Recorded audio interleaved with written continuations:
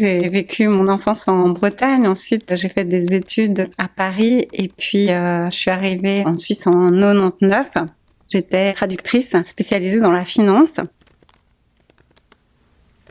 Quand j'ai eu mes filles, j'ai eu envie de leur inventer des histoires. Et les histoires d'ici, en fait, j'ai fait beaucoup de recherches sur les contes et légendes. J'ai commencé par ça parce que je trouve que ça ancre... Enfin, moi, j'avais envie d'ancrer mes filles ici et puis qu'elles connaissent bien leur région.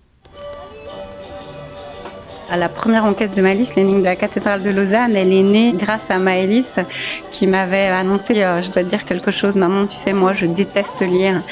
Et j'ai cherché comment l'intéresser et je me suis dit, je vais écrire une histoire, donc une enquête avec 7 chapitres pour qu'elle lise un chapitre par soir, qu'elle termine un livre en une semaine et puis que ce soit des histoires qui se passent dans des endroits qu'elle connaît.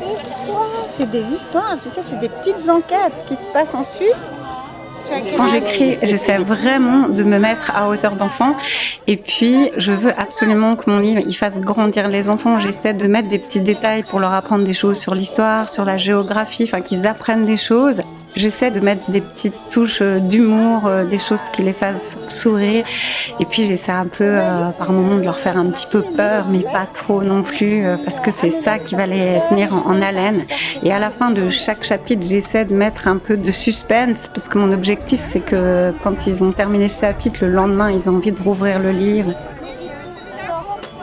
Quand j'ai écrit la première enquête de Maëlys, que je l'ai proposée à plusieurs éditeurs, ils m'ont tous répondu qu'une histoire qui se passait à Lausanne, c'était beaucoup trop localisé. Personne n'y croyait au début.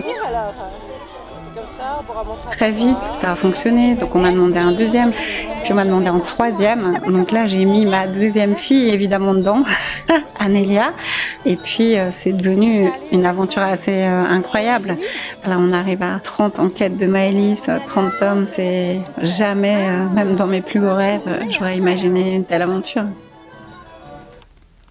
Moi, ce qui me fait surtout plaisir et ce qui me touche le plus, c'est quand des enfants me disent « Ah, moi, avant, j'aimais pas trop lire et puis maintenant, j'ai lu les enquêtes de Maëlys et puis j'aime bien lire. » Donc moi, je me dis « Waouh, mais là, c'est le plus beau cadeau, c'est gagné, c'est super. »